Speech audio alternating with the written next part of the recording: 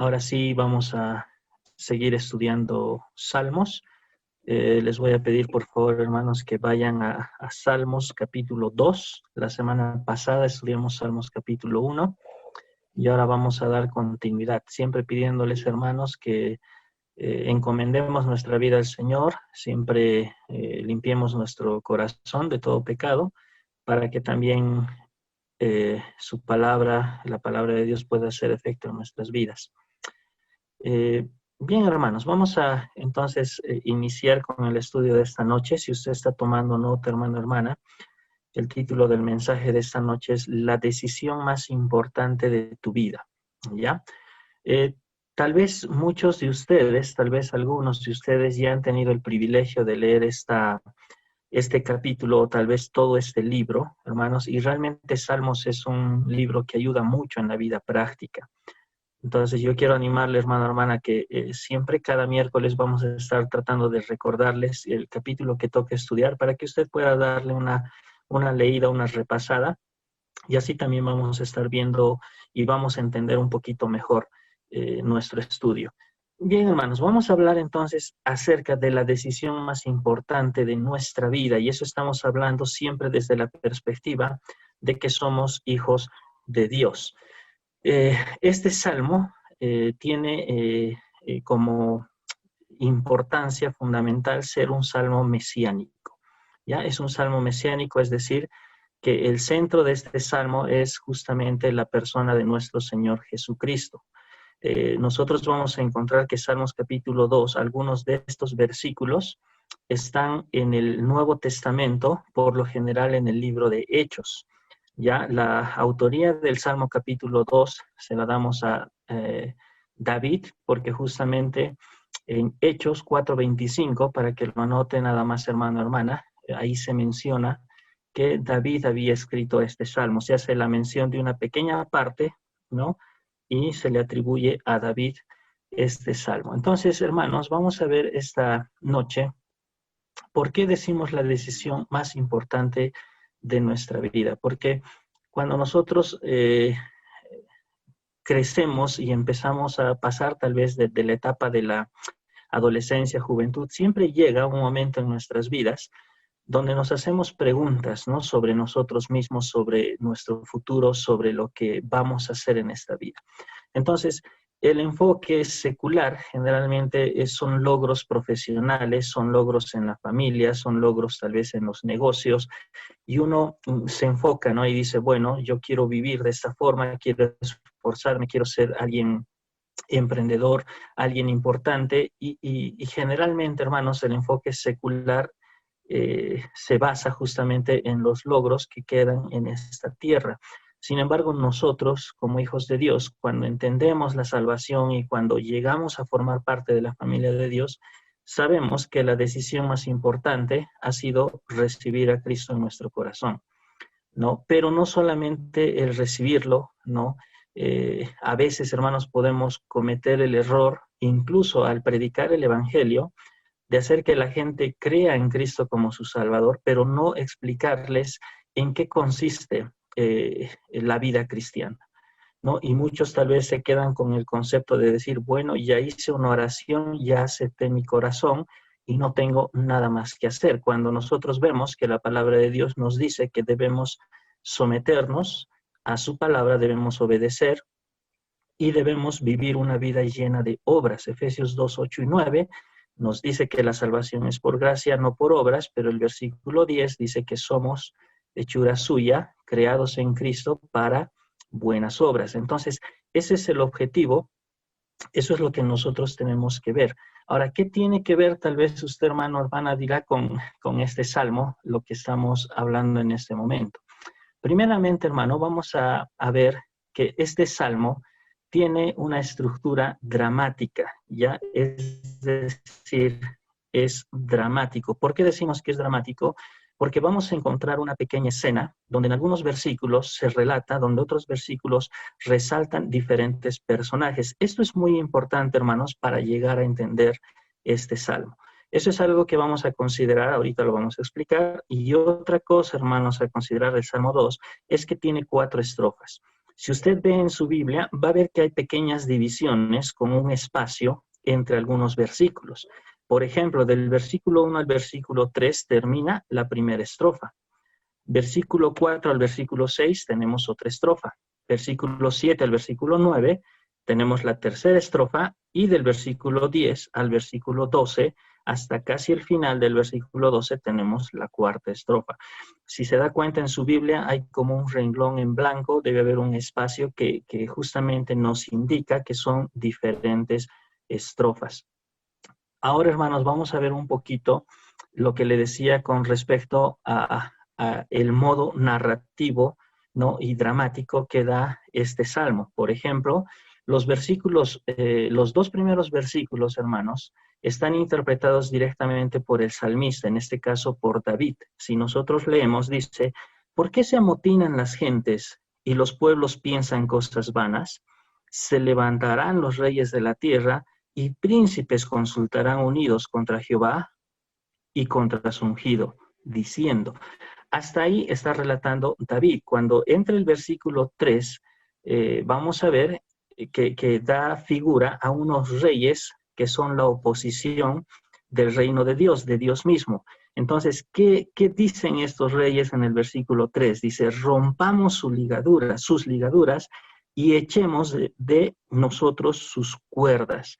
Entonces, esto nos ayuda, hermanos, a poder entender un poquito cómo es que el salmista está escribiendo. Primeramente, va a hablar de los reyes y después va a ser una figura como que ellos están diciendo algo. Versículo 4 y 5, nuevamente, vamos a ver que David retoma el relato y dice, ¿no? El que mora en los cielos se reirá, el Señor se burlará de ellos. Luego hablará a ellos en su furor y los turbará con su ira. Versículo 6, hermanos, nuevamente hay un cambio. Y acá en el versículo 6, el que está diciendo esto es Dios el Padre. Entonces, cuando usted tiene esta perspectiva y lo lee como si Dios el Padre estaría diciendo esto, dice lo siguiente: pero yo he puesto mi rey sobre Sión, mi santo monte. Para entender por qué el Padre, seguimos leyendo los versículos 7 al 9, ¿no?, que son interpretados por el Hijo, es decir, el Mesías, Cristo Jesús. Dice: yo publicaré el decreto, dice Cristo. Jehová me ha dicho, en otras palabras, dice, el Padre me ha dicho: mi hijo eres tú, yo te engendré hoy. Pídeme y te daré por herencia las naciones, y como posesión tuya los confines de la tierra. Los quebrantarás con vara de hierro, como vasija de alfarero, los desmenuzarás. Entonces Cristo Jesús dice: todo eso me ha dicho mi Padre. Nuevamente llegamos al versículo 10 hasta el versículo 12, y está dirigido por David, por el que está narrando este Salmos. Nuevamente David dice: ahora pues, oh reyes, sed prudentes, admitid amonestación, jueces de la tierra, servid a Jehová con temor y alegraos con temblor. Honrad al Hijo para que no se enoje y perezcáis en el camino, pues se inflama de pronto su ira. Y termina con una bienaventuranza, como termina también el capítulo como empieza el capítulo 1 de Salmos, y dice: bienaventurados todos los que en él confían. Entonces, hermanos, ya viendo un poquito la forma en la cual ha sido escrita este Salmo, nosotros enfocamos en decir la decisión más importante de nuestra vida. ¿Por qué? Porque claramente vemos identificado dos bandos. Cuando nosotros leemos Santiago, hay un versículo en Santiago capítulo 4, versículo 4, por ejemplo, nos dice claramente que nosotros somos enemigos del mundo. Y dice: cualquiera pues que se constituye amigo del mundo, se constituye enemigo de Dios. Este salmo nos muestra lo mismo, nos dice que en la tierra, ¿no?, desde aquel tiempo hasta ahora, siempre va a haber oposición ante Dios. O estás de parte de Dios o estás en contra de Dios. Eso es lo que nos va a mostrar este capítulo, y por eso es que la decisión más importante, hermanos, debe ser que nosotros tenemos que estar siempre de parte de Dios. Ahora, vamos a ver un poquito las estrofas, vamos a explicarlo, porque, hermanos, hay algunas cosas que nos pueden parecer confusas y vamos a tratar de aclararlas. Versículos 1 al 3 dijimos la primera estrofa, y aquí vamos a ver la rebelión del incrédulo. La primera estrofa es la rebelión del incrédulo. ¿Por qué? Dice, hay dos preguntas retóricas. Dice, ¿por qué se amotinan las gentes y los pueblos piensan cosas vanas? Es decir, ¿por qué surge esta oposición? ¿No? Y habíamos dicho, cuando habíamos introducido a Salmos, de que estas preguntas conjugan entre sí y nos dan la misma respuesta, es decir, que las gentes se amotinan, ¿no? Justamente cuando empiezan a pensar cosas vanas, cuando viven sin sentido. Entonces dice el versículo 2, se levantarán los reyes de la tierra y príncipes consultarán unidos contra Jehová y contra su ungido, diciendo. Entonces acá vemos, hermanos, nuevamente cómo es que desde antes, desde el Antiguo Testamento, siempre había una oposición para el pueblo de Dios, para el pueblo de Israel, para Dios mismo, en el tiempo de la gracia, para la iglesia, y así va a ser hasta que estemos en la eternidad. Por eso es que este salmo, aparte de ser un salmo mesiánico, hermanos, es un salmo profético que ha sido cumplido en cierta forma, pero todavía falta dar el cumplimiento total. ¿Por qué? Porque todavía no estamos en la eternidad, todavía no hemos peleado los 1000 años con Cristo Jesús, no hemos gobernado, y eso se va a cumplir. Entonces, este salmo nos hace referencia justamente a todo esto, a la realidad que nosotros pasamos de enfrentar a los enemigos de Dios. Versículo 3 es la reacción, es lo que ellos dicen, ¿no?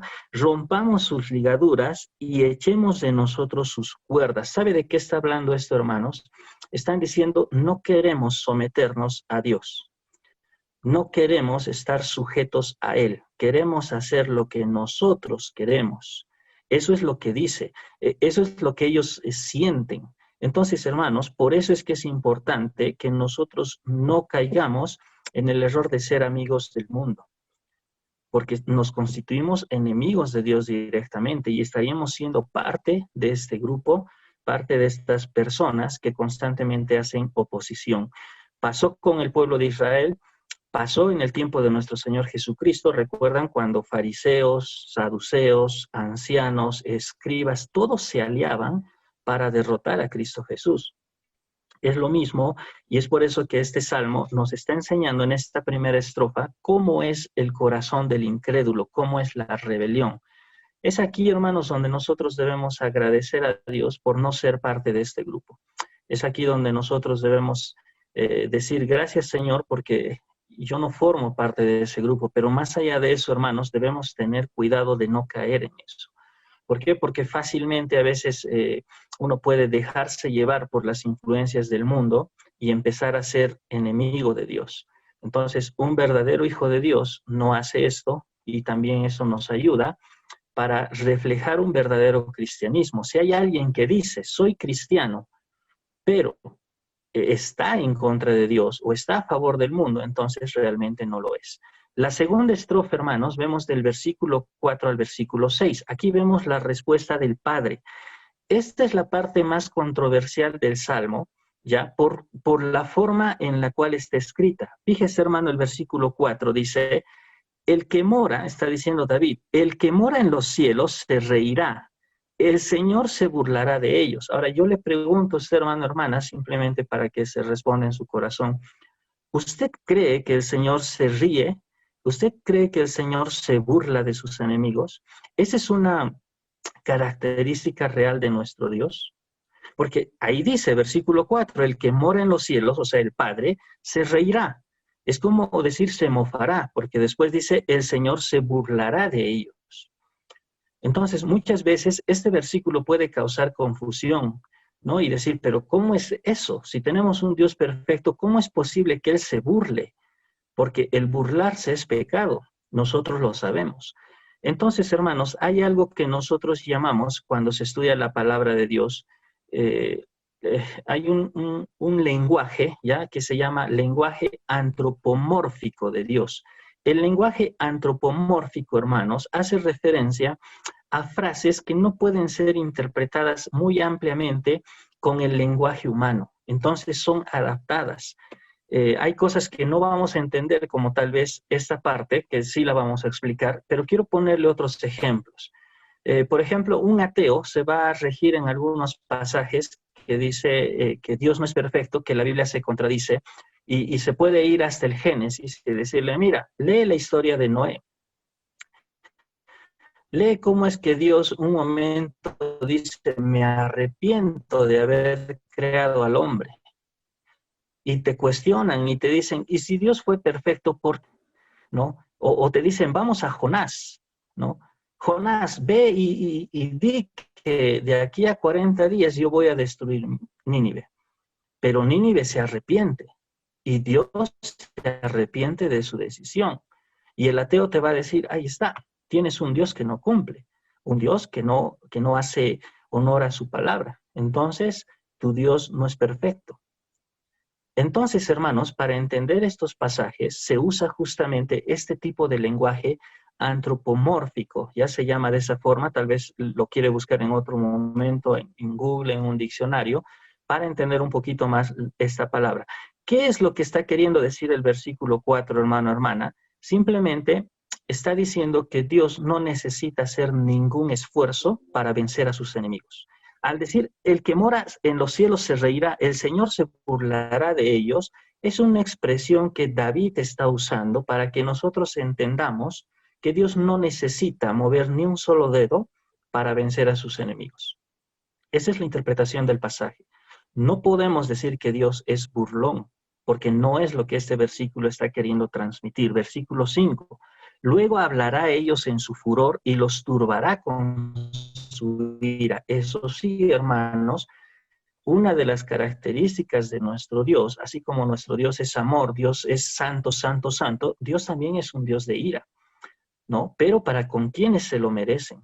Y en el día del juicio final, Dios va a desatar su ira para todos aquellos que han rechazado a Cristo como Salvador personal. Versículo 6 dice, pero yo he puesto mi rey sobre Sión, mi santo monte. Empieza a introducir, a hablar acerca del Hijo. Versículo 7, hermanos, pasamos a la tercera estrofa. Hemos visto la primera, que es la rebelión del incrédulo. La segunda estrofa es la respuesta del Padre. La tercera estrofa, hermanos, nos habla acerca de la confirmación del Mesías. Vamos a hablar directamente del Hijo. Dice versículo 7, yo publicaré el decreto. Jehová me ha dicho, mi hijo eres tú, yo te engendré hoy. Entonces, también en este versículo, hermanos, pueden sacar y decir, ahí está, Cristo no existió siempre, tuvo un comienzo, por eso es que el versículo dice, yo te engendré hoy. Y en realidad no es la interpretación correcta del versículo. Lo único que este versículo está queriendo decir es que el Hijo y el Padre siempre han tenido una comunión muy estrecha, ¿no? Y también se puede hacer referencia a cuando Cristo fue encarnado, ¿no? Pero no estamos hablando de que Cristo tuvo un comienzo como creación.